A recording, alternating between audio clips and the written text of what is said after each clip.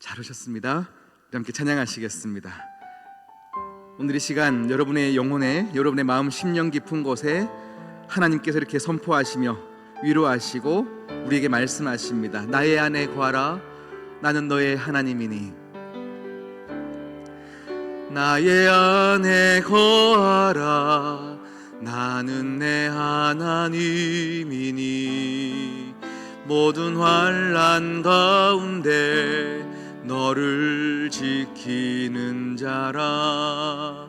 두려워하지 말라, 내가 널 도와주리니. 놀라지 말라, 내 손 잡아주리라. 한 번 더 찬양할게요. 나의 안에 거하라, 나의 안에 거하라, 나는 내 하나님이니. 모든 환난 가운데 너를 지키는. 두려워하지 말라, 두려워하지 말라, 내가 널 도와주리니. 놀라지 말라, 내 손 잡아주리라. 내가 너를 지명하여, 내가 너를 지명하여 불렀나니. 너는 내 것이라, 내 것이라, 너의 하나님이라.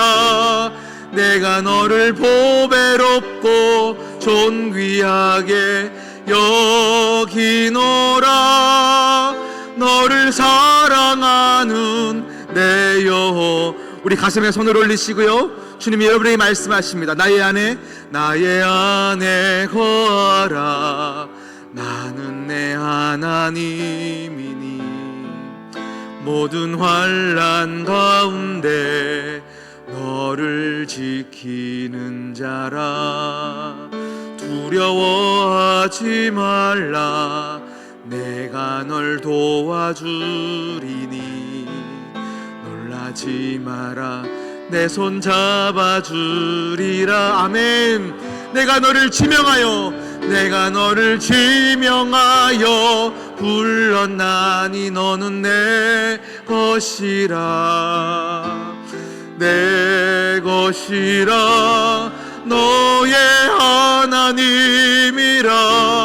내가 너를 보배롭고 존귀하게 여기노라. 너를 내가 너를 친히 지목하여 불렀나니. 너는 내 것이라, 너는 내 것이라. 내가 너를 지명하여 불렀나니. 너는 내 것이라.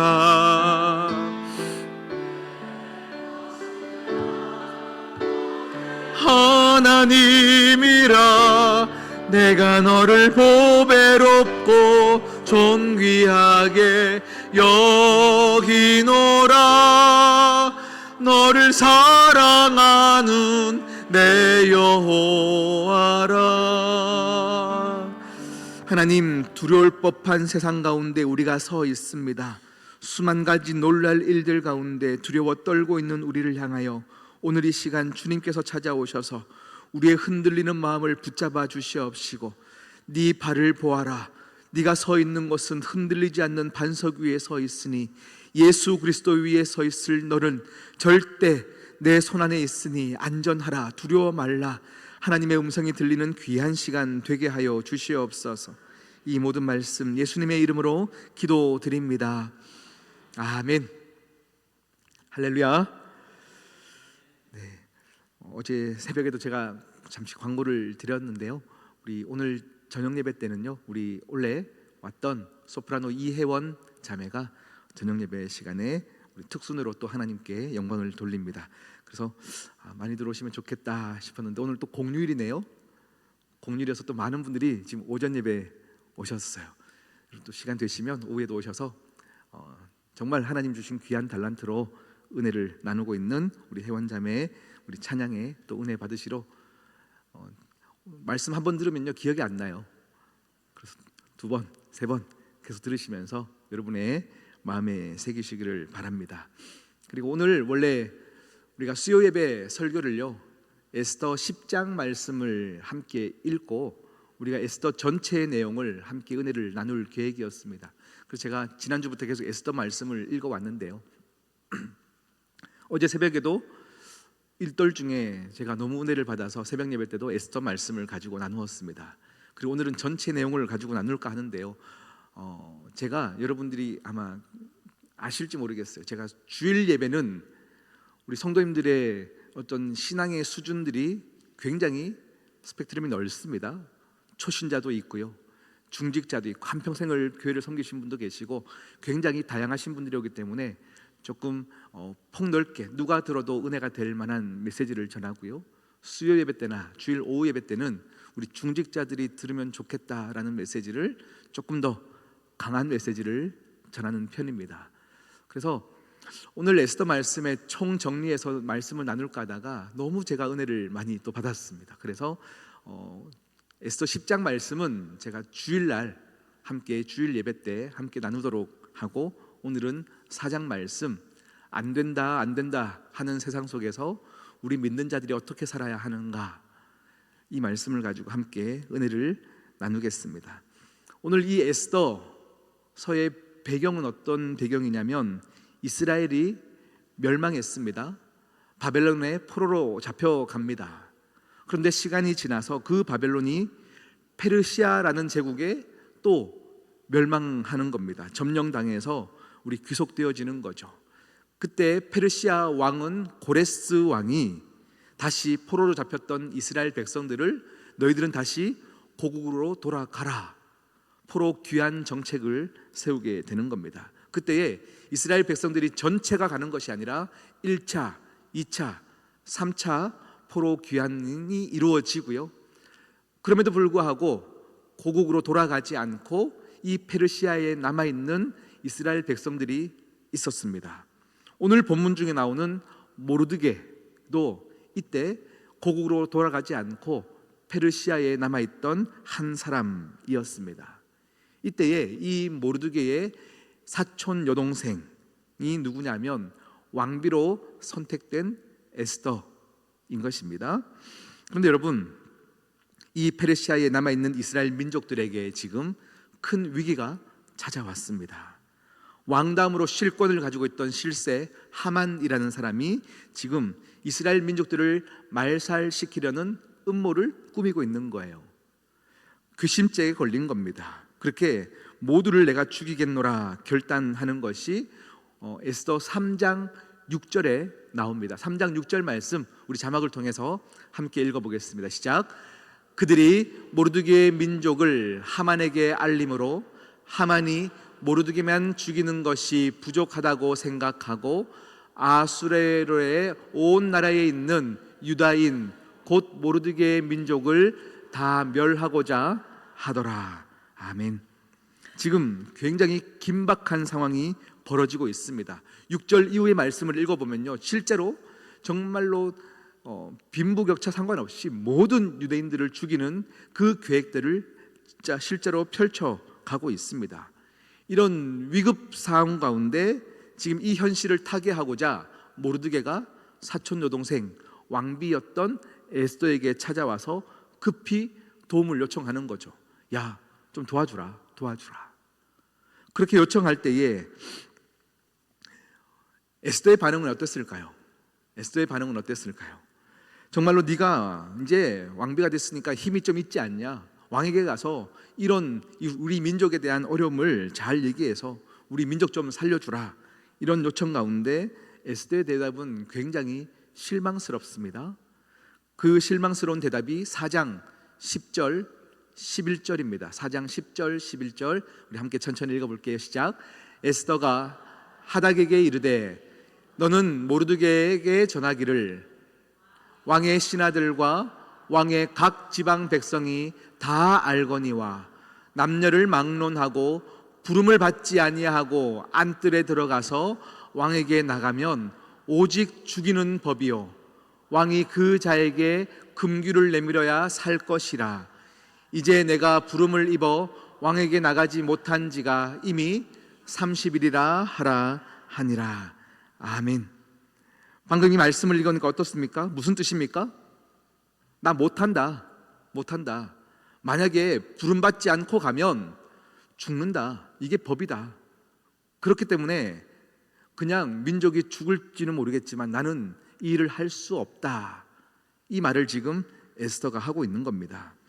여러분, 오늘 이 10절, 11절 말씀을 제가 몇 번이고 반복해서 읽어봤어요. 에스더의 이 대답을 읽는데요, 참 많은 생각들이 들었습니다. 지금 이 시대에 한국교회가 세상 가운데 지탄을 받고 욕먹는 이때에 이 어려움을 겪고 있는데, 위기를 만나고 있는데, 이 에스더의 11절의 이 변명이 어찌하면 한국교회의 욕먹는 이때에 나의 모습은 아닌가? 우리의 모습은 아닌가? 그냥 어쩔 수 없어. 한국교회가 욕먹을 만해. 그냥 이렇게 힘없이 이렇게 있는 것은 아닐까라는 생각을 해보았습니다. 에스더를 보면요, 지금 겉으로는 굉장히 번지르합니다. 왕비입니다.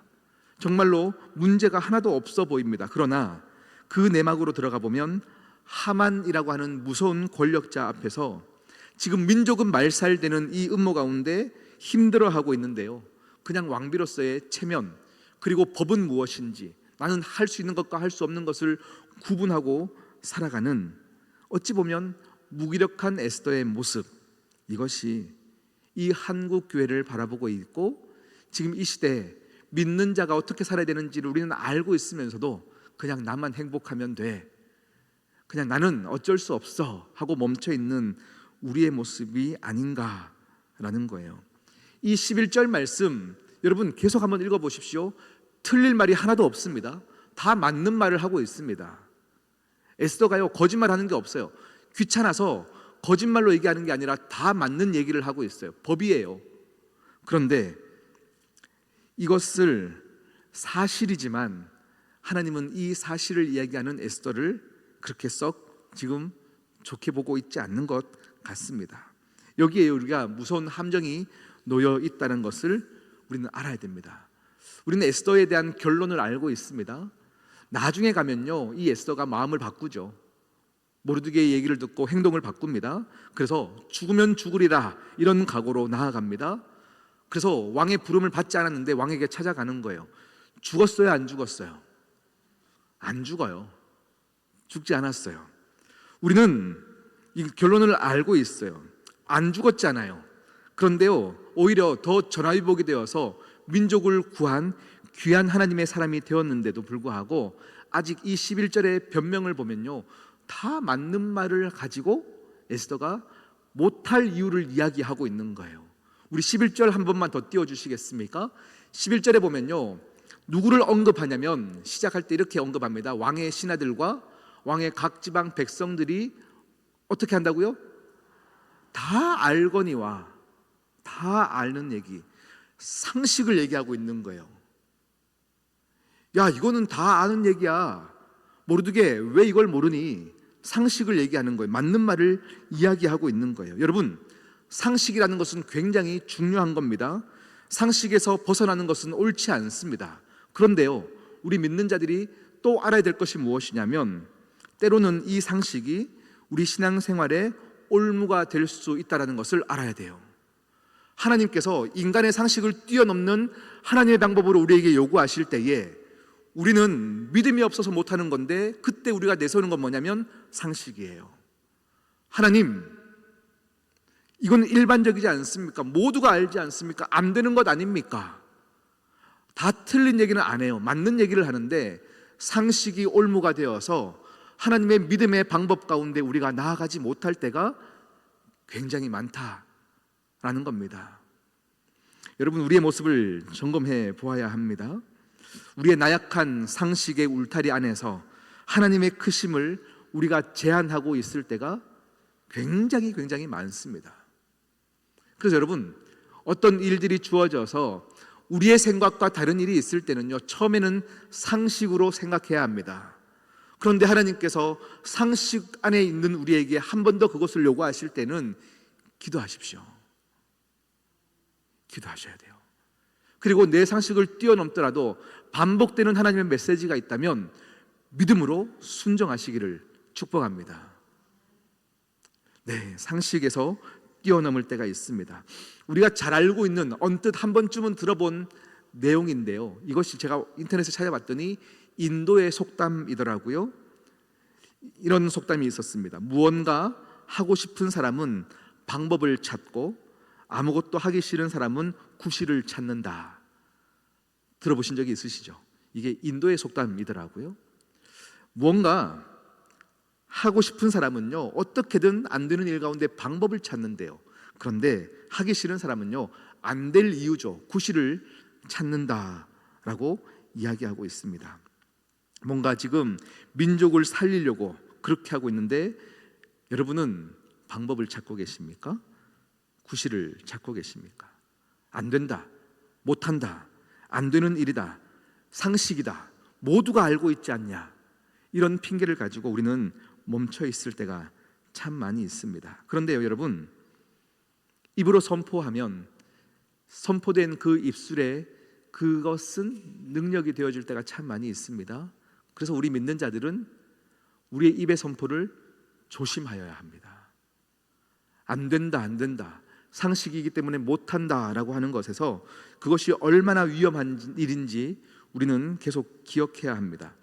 제가 예전에 어떤 외국 의사가 인간의 뇌에 대한 연구를 했던 그 강의를 잠깐 짧게 본 적이 있습니다. 그런데 인간의 되뇌에 대한 연구였는데요, 우리의 뇌에는요, 치명적인 약점이 세 가지가 있대요. 뇌의 치명적인 약점 세 가지가 무엇이냐면, 첫 번째는요, 우리의 뇌는 주어를 모른다고 합니다. 주어. 이게 무슨 말이냐면, 예를 들어서 여러분이 누군가를 욕한다고 생각해 보시겠습니다. 배 목사 왜 저래? 오늘 저렇게 넥타이도 색깔이 안 맞는 걸 하고 왔고, 지금 제 넥타이를 보시지 마시고요. 네, 설교는 왜 저렇게 하고 왜 저래? 여러분이 저에 대해서 욕을 했을 때 뇌는 주어를 모르기 때문에 지금 우리 주인이 저 사람을 욕하는구나라고 인식하지 못해요. 우리의 뇌는 지금 우리 주인이 지금 나를 욕한다고, 스스로를 욕하고 있다고 생각한대요. 우리의 뇌는 그래서 주어를 알지 못하기 때문에 누군가를 향해서 격분하고 화를 내는 것을 다 자신에게 던지는 메시지로 착각한다 라고 이야기합니다. 그래서 여러분, 남에게 축복하고 남을 격려하는 사람들과 남을 비난하고 남을 욕하기를 좋아하는 사람들의 죽을 때의 뇌는 심하게 다른 뇌를 가지고 있대요. 그러면서 그 의사가 하는 마지막 메시지가 뭐였냐면요, 나중에 죽을 때 잘 죽고 싶으면 칭찬하는 메시지를 많이 남기십시오, 얘기를 하더라고요. 여러분, 죽을 때 고생하지 않기를 축복합니다. 네. 그런데 뇌가, 우리가 누군가를 향해서 험담하고 욕했던 것들이 뇌가 계속 자극을 받는데요. 왜냐하면 나에게 주는 메시지로 착각하기 때문이래요. 그래서 언어를 축복의 언어로 바꾸셔야 합니다. 축복의 언어로 바꾸셔야 합니다. 그리고 두 번째, 우리 뇌가 부족한 두 번째 모습이 뭐냐면요, 우리의 뇌는 시제를 알지 못한대요. 무슨 말이냐? 미래, 현재, 과거를 이해할 수가 없다고 합니다. 여러분이 한 30년 전에 누군가에게 엄청나게 상처를 받았다고 치십시다. 그때 사과도 했고 다 용서하고 풀었습니다. 그런데 문득 떠오른 거예요. 가만히 있으니까 열받는 건 거죠. 30년이 지난 일인데요, 지금 갑자기 문득 떠오르면요, 우리의 뇌는 시제, 과거에 30년 전에 있었던 일이지만 이걸 30년 전의 일로 인식하지 못하기 때문에 지금 화나는 일이 되어져 버린다는 건 거죠. 우리의 뇌는 그렇답니다. 그래서 여러분, 부부싸움 할 때 보통 여자분들이 다 이것 때문에 지금 열받는 거예요. 괜히 과거 일 가지고 남편한테 또 뭐랍니까? 그때 왜 그랬냐고, 그때 내 임신했을 때 왜 그 음식 안 사줬냐고 하면 우리의 뇌는 지금 그걸 못 먹어서 화가 나는 건 거예요. 화가 나는 건 거죠. 그것 때문에 남편은 이유 없이 또 사과하는 건 거죠. 한국 남편들은 그래서 불쌍한 거예요. 네, 그렇다고 합니다. 그래서 우리의 뇌는 시제를 알지 못한다고 합니다. 그래서 그 의사가 이렇게 재미난 이야기를 했어요.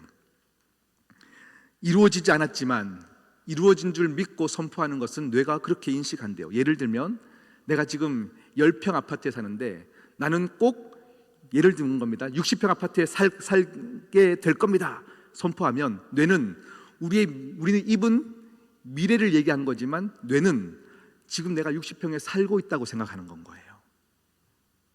살고 있다고 생각하는 거죠. 왜요? 시제를 모르기 때문이에요.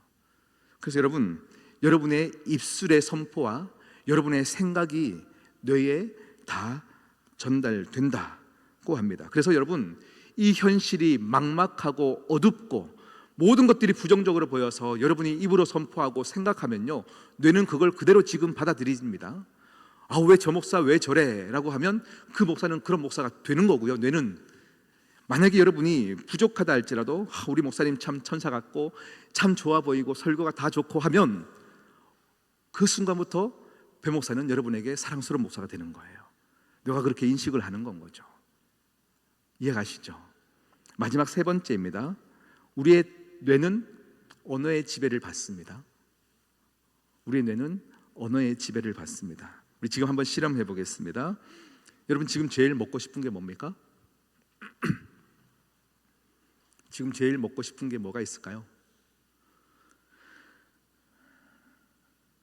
뭐가 있습니까? 요즘 철이 아닌 과일이 뭐가 있죠? 딸기.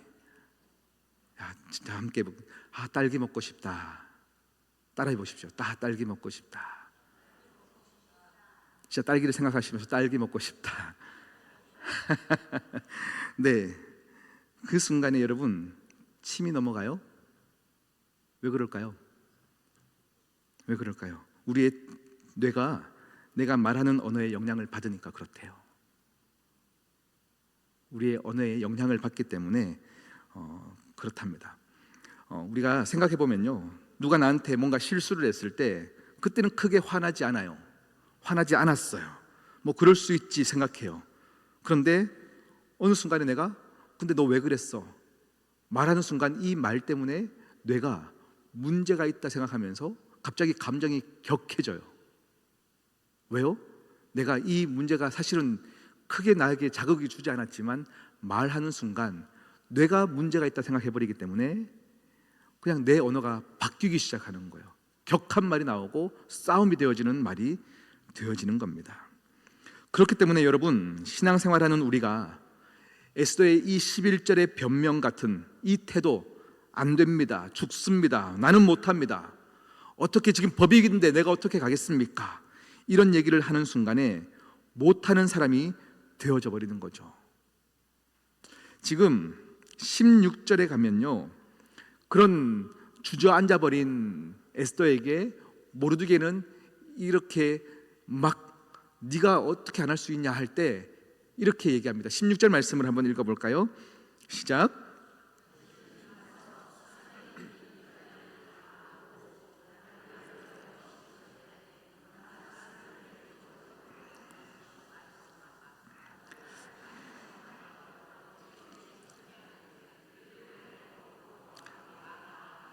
죽으면 죽으리이다 하니라. 아멘. 오늘 제가 이 말씀을 준비하고요, 10분 전에 이제 본당을 올라오려고요, 이제 옷 매무새를 막 정리하고 있는데 한 권사님께서 방에 찾아오셨어요. 그 권사님께서 어제 몸이 많이 안 좋으셔서 병원 가서 검사를 받으시고 어제 밤에도 전화가 오셨어요. 통화를 하면서 지금 많이 괜찮지만 아직 조금 상태가 조심스럽기 때문에 목사님 한숨 자고 내일 컨디션이 좋으면 교회로 올 수 있을 것 같고 혹시 컨디션이 안 좋으면 영상으로 예배 드리겠습니다. 어저께 그렇게 말씀을 하고 끊었던 이제 권사님께서 오늘 이제 저 교회 왔어요 하고 말씀을 주시려고 이제 제 방에 찾아오셨어요. 몸이 괜찮으신가 봐요 여쭤봤더니 몸도 괜찮거니와 오늘 아침에 탁 예전 우리 교회가 건축할 때에 정말로 온 마음으로 기도하고 또 이 교회를 세우기 위해서 물질로도 헌신하고 그때에 우리 권사님이 젊으실 시절이시겠죠. 하나님께 이런 기도를 했대요. 하나님, 내가 이 성전에서 죽기를 원합니다. 죽어도 이 성전에서 예배하며 죽기를 원합니다. 예, 기도가 떠올랐다는 건 거예요. 아파도 죽으면 죽으리라 마음으로 왔어요.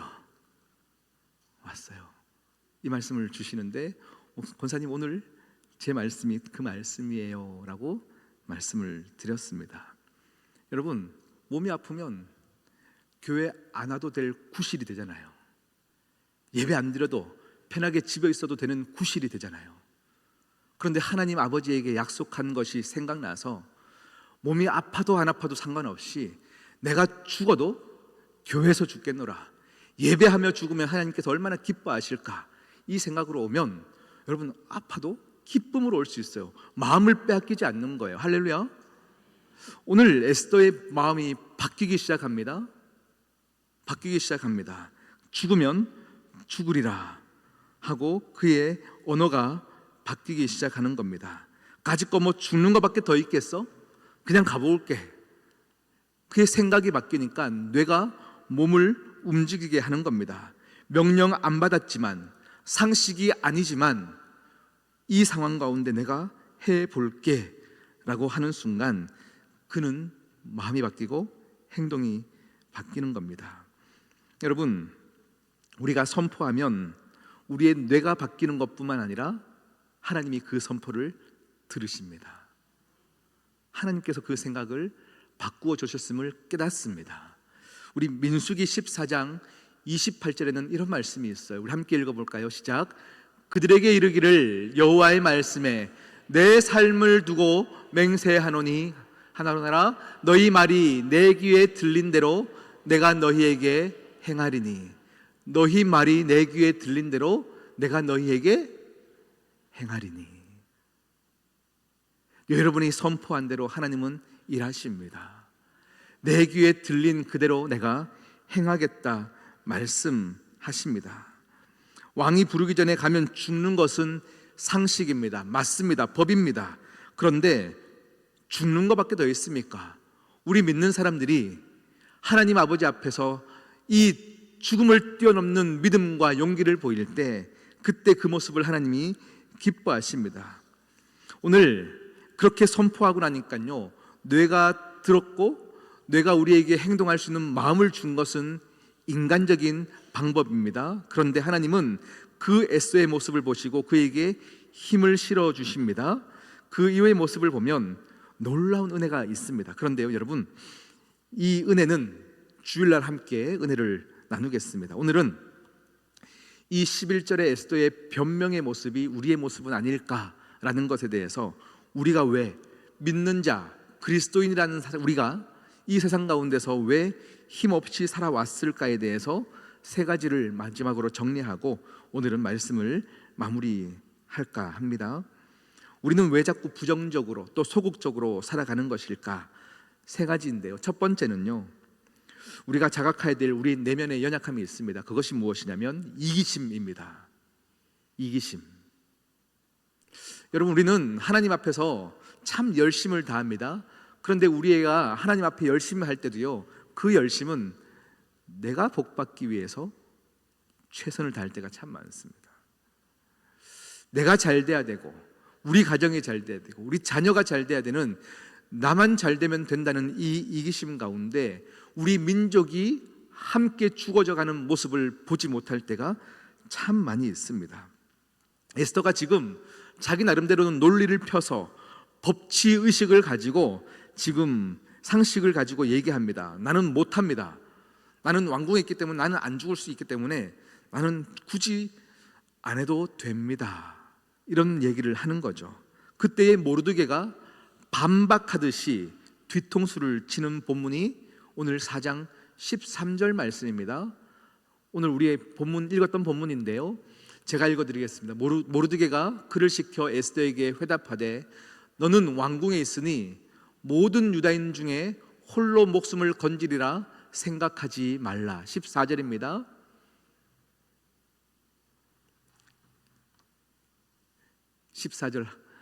이때에 내가 만일 잠잠하여 말이 없으면 유다인은 다른 데로 말미암아 노임과 구원을 얻으려니와 너와 내 아버지 집은 멸망하리라. 네가 왕후의 자리를 얻은 것이 이때를 위함이 아닌지 누가 알겠느냐 하니. 지금 모르드게 사촌 오빠가요, 여동생에게 말한 것은 너는 살 수 있다 생각해서 멈춰 있는 이것을, 이 이기심을 전곡으로 찌르고 있는 겁니다. 너 혼자 왕궁에 잘 살고 있지? 우리가 어려움 당했는 것은 보이지 않지? 이것을 얘기하면서 네가 이때를 위하여 왕궁의 자리에 오른 것을 하나님은 아시는데 하면서 그의 영적인 신앙을 지금 건들고 있는 겁니다. 지금 한국 교회가 또 많은 믿는 자들이 세상 가운데 욕 먹는 이때에 제가 이 예화는 제가 설교 때 할까 말까 굉장히 조심스러웠어요. 왜냐하면 정치인이기 때문이에요. 지금 제가 알기로는 국회의원이 원래 된 걸로 아는데, 안철수 국회의원이 됐나요? 됐죠? 네, 어떤 지금 전 정치 얘기를 하는 게 아니에요. 이분이 쓴 책을 한번 읽은 적이 있어요. 쓴 책을 읽었는데 책의 제목이 영혼이 있는 승부라는 책이었어요. 그러니까 국회의원이 되기도 전에, 정치를 하기 전에 썼던 책입니다. 예전에 제가 읽으면서 너무 감명을 받아서 줄을 쳐놨던 그것을 제가 가지고 왔습니다. 원래 이 사람은 의사 아닙니까? 의사예요. 그런데 의학 박사 학위를 받고 나서 이분이 컴퓨터 백신 프로그램을 우리나라에 만들어서 정말로 큰 기여를 한 사람입니다. 그런데 제가 감동을 받았던 대목은 무엇이냐면요, 이 백신 프로그램 V3를 만들어서 정말로 큰 공헌을 하고 유명해질 때에 미국으로 초청을 받습니다. 미국에 있는 백신 소프트웨어 회사의 메가피라는 이 회사의 회장님에게 초청을 받는 거예요. 그리고 이 안철수가 만들었던 프로그램이 너무나도 기가 막히게 좋은 프로그램이어서 이 회장님이 안철수에게 제안을 합니다. 그 프로그램을 나에게 팔라, $10,000에 팔아라 라는 제안을 받습니다. $10,000 하니까 여러분 감동이 안 되나요? 얼마인지 잘 모르실까요? 우리나라 돈으로 한 130억. 네, 130억에 그 프로그램을 팔아라 라고 제안을 합니다. 네가 이 돈이면 그냥 미국에 살면서 요트 타고 다니면서 평생 살 수 있지 않겠느냐, 이렇게 제안을 받았다고 합니다. 그런데 이 제안에 안철수 씨가 이런 지하에 거절했다고 합니다. 그러면서 거절한 이유를 이 책에 썼는데 그 이유가 무엇이냐면 두 가지 이유입니다. 첫 번째는 대한민국 국내 소프트웨어 산업을 보호해야 하기 때문에 외국 기업에 팔 수 없다라는 겁니다. 그리고 두 번째는 자기와 함께 동고동락하는 직원들에게 그것은 못할 짓이라는 책임감이 자기에게 있다. 이 두 가지의 이유로 그가 이 제안을 포기했답니다. 제가 이렇게 찾아봤더니 안철수 씨는 크리스천이 아닙니다. 그럼에도 불구하고 세상에 대의적으로 이 나라를 향해서 정말 사랑하는 마음이 있다는 건 거죠. 그러면서 이 책의 대목에 이 말미 쪽에는 어떤 이야기가 적혀 있었냐면요, 나는 우주의 절대적인 존재가 있든 없든 사람으로서 당연히 지켜나가야 할 중요한 가치가 있다면 아무런 보상이 없더라도 그것을 따라야 한다고 생각한다. 그리고 마지막 또 이렇게 얘기합니다. 내세에 대한 믿음만으로 현실과 치열하게 만나지 않는 것은 나에게 맞지 않는다. 제가 이 말이요, 우리 믿는 자들에게 큰 도전을 주는 것 같아요. 어찌 보면 우리 믿는 자들을 비꼬는 말일 수도 있어요. 이게 무슨 말입니까? 우리는 죽으면 천국 가면 되지, 나만 열심히 다해서 죽고 천국 가면 되지 라는 이 생각 때문에 현실을 치열하게 살지 못하는 우리 믿는 자들을 향해서 비판하는 내용일 수도 있겠다라는 생각도 함께 해봅니다. 여러분, 믿지 않는 사람들도 이렇게 생각하는 거예요. 그런데 우리 한국 교회가 욕먹는, 크리스천들이 욕먹는 이유가 무엇입니까? 우리가 너무 이기적으로 살아가고 있습니다. 나의 안위를 위해서, 나의 행복과 은혜라고 얘기하면서 복을 위해서 하나님 없이도 살 수 있을 환경을 달라고 하나님께 떼쓰고 있는 우리의 모습, 이것이 에스더의 모습이었고 우리의 모습이었습니다. 오늘 에스더의 모습을 보면서 우리가 혹시 우리의 모습은 아닐까, 우리의 연약함은 아닐까 생각해야 될 두 번째는 무엇이냐면요, 여러분, 에스더에는요 하나님이라는 단어가 한 번도 언급되지 않아요. 하나님이라는 단어가 한 번도 언급되지 않는 이때에 하나님에 대한 섭리를 잊고 살아가요. 하나님의 섭리에 대해서 무지하다는 것이 에스더의 실수였고 우리의 실수입니다. 그런데 여러분, 에스더가 왕비가 되었던 것은 어떤 과정을 거쳤냐?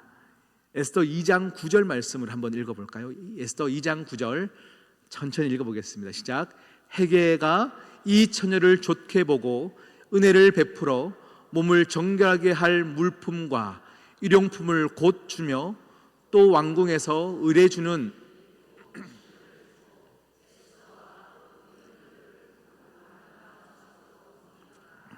아멘.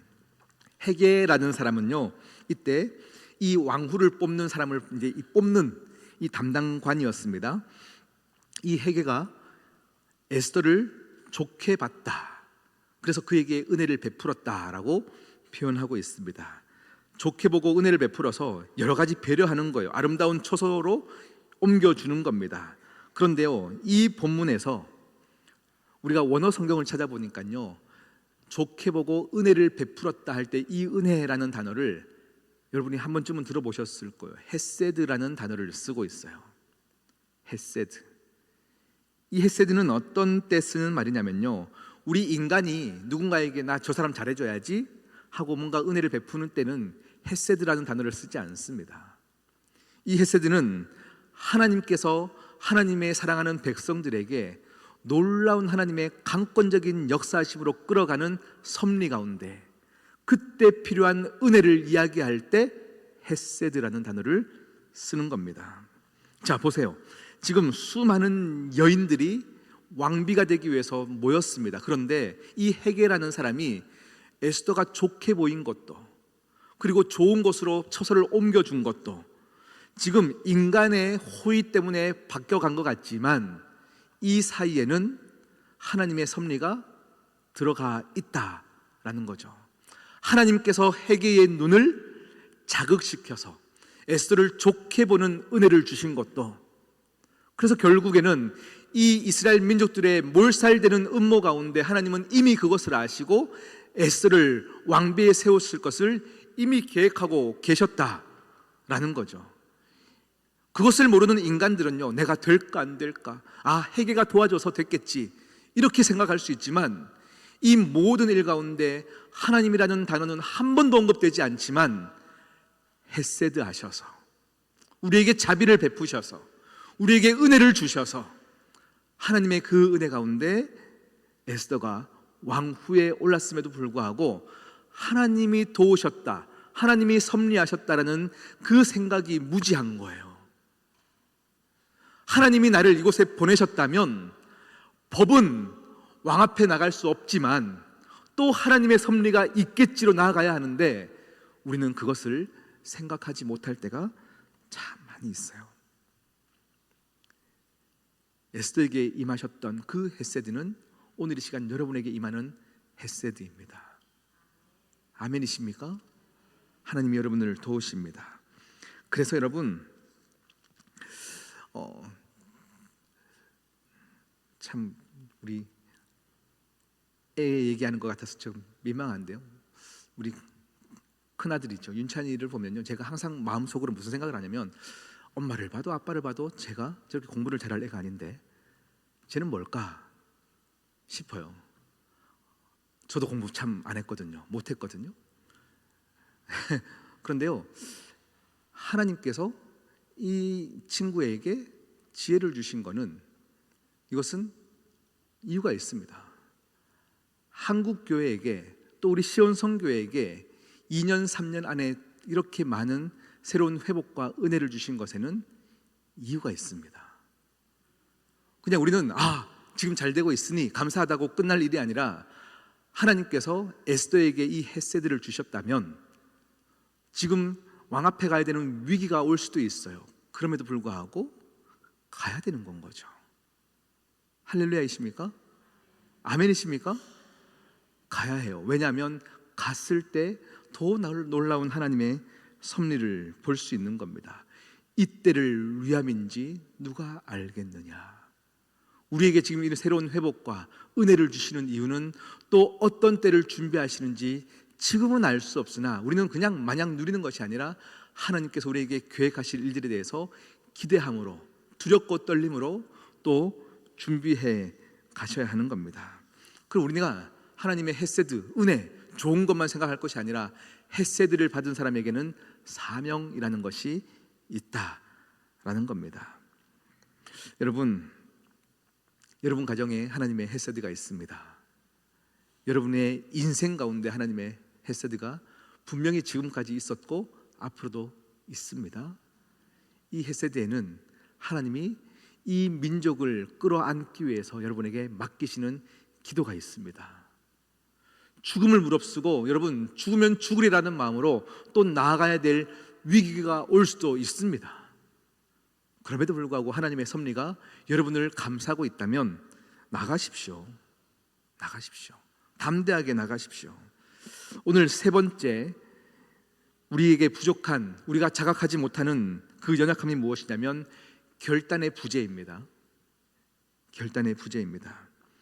지금 여러분 에스더가 제일 약한 부분을 몇 가지 말씀드렸지만 오늘 그럼에도 불구하고 에스더가 위대한 인물이 되었던 것은요, 두 가지예요. 첫 번째는 뭐냐면 에스더의 옆에 모르드게가 있었다라는 거예요. 그가 주저앉을 때 그를 깨우칠 만한 모르드게가 말씀으로 그를 계속 깨우고 있어요. 여러분의 주위에 모르드게가 있습니까? 내가 좌절할 수 있습니다. 내가 지금 하나님의 말씀을 기억하지 못하여서 주저앉을 수 있습니다. 그때에 나를 깨워줄 모르드게가 에스더에게 있었다는 것은 복입니다. 여러분이 여러분 주위에 에스더를, 모르드게를 두시기를 축복합니다. 그리고 여러분이 누군가에게 모르드게가 되시기를 축복합니다. 그리고 오늘 에스더의 복 중에 하나는 그 모르드게의 깨우침 가운데 그가 결단했다라는 겁니다. 결단했다. 그래, 알았어. 나만 살려고 하지 않고 죽으면 죽으리라. 결단할게. 자각하니까 결단이 되어지는 겁니다. 그런데 우리의 모습을 한번 돌아보십시오. 결단하지 않고 그냥 주저앉아 있을 때가 참 많지 않습니까? 안 된다라고 얘기할 때가 참 많지 않습니까? 여러분, 시간은 속절없이 지나갑니다. 제가 서울에서 사역을 다 마치고요, 평택으로 이제 부임하여 오면서 제가 그때부터 새롭게 SNS, 인스타그램, 페이스북이라는 거 있잖아요. 그걸 새롭게 하기 시작했습니다. 왜냐하면 요즘 청년들이 그것을 굉장히 많이 하니까 청년들은 어떤 생각을 가졌는지 함께 소통하기 위해서 SNS를 다시 하게 되었습니다. 그런데요, SNS를 하다 보면요, 제가 뭘 봤냐면, 제가 뭔가 짧게 글을 쓰고 나서 딱 보면 위에 뭐가 뜨냐면요, 1분 전, 그러니까 이 글을 1분 전에 썼다는 얘기죠. 그러다가 잠깐 설교 준비하다가 보면요, 한 2, 3분 지났나 싶었는데 1시간이 지났다는 건 거죠. 뭐 하다 보면 9시간. 시간은 속절없이 흘러가요.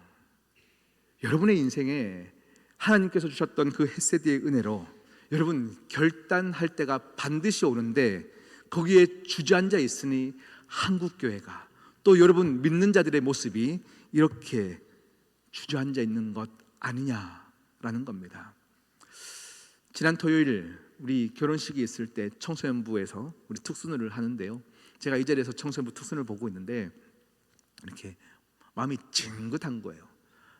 저들이 살아가야 될, 저들이 이 나라를 짊어질 20년, 30년의 지난 후의 모습은 생각하니까 이 친구들의 앞날을 생각하는데 너무 뭉클하고요, 안쓰럽기도 하고 참 불쌍하기도 하고요. 여러분, 누가 기도해야 되겠습니까? 누가 기도해야 됩니까? 제가 독하게, 근데 왜 기도 안 하십니까? 왜 기도 안 하냐는 거죠. 여러분, 우리가 짊어져야 할 기도 제목들이 참 많습니다. 기도하는 자들은 기도의 지경이 넓어지는 거예요. 넓어져요. 그렇게 우리가 함께 책임지고 나아가야 합니다. 여러분의 가정을 지금 방치하시면 안 됩니다. 우리 시온 성교회를 이렇게 두시면 안 됩니다. 문제가 있어서가 아닙니다. 기도해야 됩니다. 우리가 결단해야 됩니다. 우리가 함께 그렇게 죽으면 죽으리라, 이 각오가 우리 가운데 없다면 이 말세 때에 나의 믿음조차 지킬 수 없을 때가 반드시 옵니다. 죽는 각오로, 일사각오의 각오로 진짜 우리가 이 말세 때에 지켜내지 않으면 여러분 스스로의 믿음을 지킬 수 없음을 꼭 기억하시기를 축복합니다. 우리 함께 찬양하시겠습니다.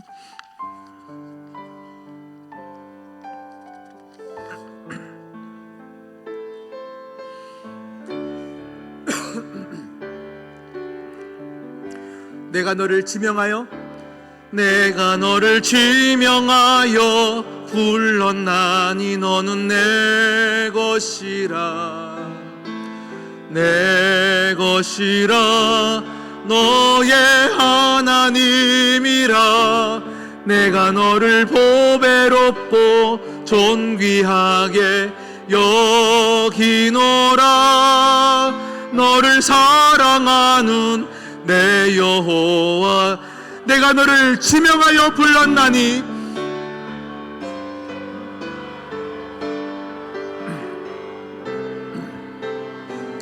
내 것이라, 내 것이라,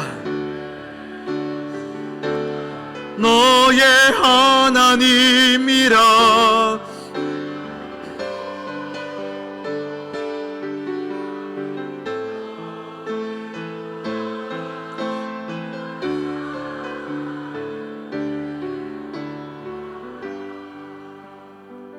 우리 시간 함께 말씀을 기억하며 기도하기를 원합니다. 에스더가 주저앉았습니다. 못할 이유를 이야기합니다. 에스더의 모습이 아니라 나의 모습이었습니다. 세상이 죽음으로 향하여서 전속력으로 달려가는데 지금 이것을 어떻게 막냐 얘기합니다. 이것을 보면서도 나는 잘 되면 되지 않냐라고 얘기합니다. 우리 가정의 안위만 생각할 때가 많습니다. 동성애가 판을 치고 있습니다. 합법화되어져 가고 있습니다. 남의 이야기처럼 생각합니다. 왜냐하면 내가 밥 먹고 사는 데는 큰 어려움이 없기 때문입니다. 여러분, 우리의 일입니다. 우리 가정의 일이 될 수 있고 우리 자녀들의 일입니다. 우리 함께 몸으로 막아내야 하고 기도해야 할 이유입니다. 여러분, 이 시간 여러분의 기도의 소리를 하나님이 듣기를 원하십니다. 죽으면 죽으리라, 그 각오를 하나님이 원하십니다. 그때에 하나님께서 일하실 줄 믿습니다.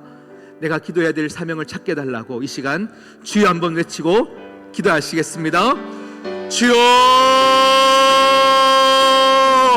하나님, 하나님, 하나님,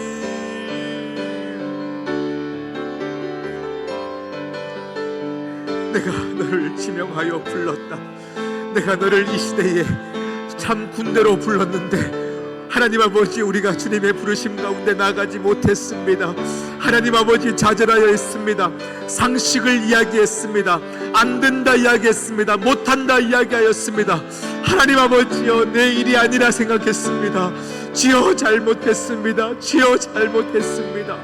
하나님 아버지여, 오늘 이 시대에 살아가고 있는 우리가 하나님 아버지여 거룩한 방파제가 되어 하나님 아버지여 우리가 함께 손을 잡고 이 세상의 죽음의 문화 가운데서 하나님 아버지여 모든 것이 옳다 얘기함에도 불구하고 하나님이 아니라 하시면 아닌 것임을 믿고 이 시간 우리가 막아낼 수 있도록 주여 은혜 도하여 주시옵시고, 주여 우리로 하여금 기도할 수 있도록 은혜 도하여 주시옵시고, 기도함 가운데 또 해야 될 것이 발견된다면 하나님 믿음으로 나아가게 하여 주시옵시고 주소게 하여 주시옵소서.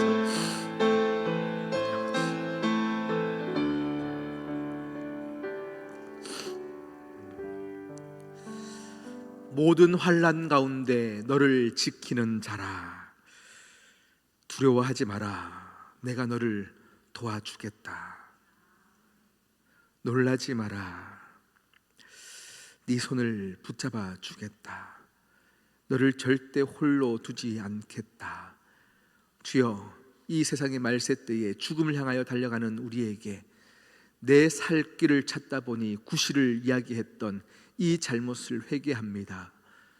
주여, 이 시대에 많은 사람들을 죽는 길인 줄 모르고 외치는 이 시대 가운데서 속지 않게 하시고 막아내게 하시고 생명을 제시하게 하시고 은혜로 서게 하시고 그것을 옳은 것을 이야기할 수 있는 믿음을 우리 모두에게 허락하여 주시옵소서. 이 모든 말씀 예수님의 이름으로 기도드립니다. 아멘.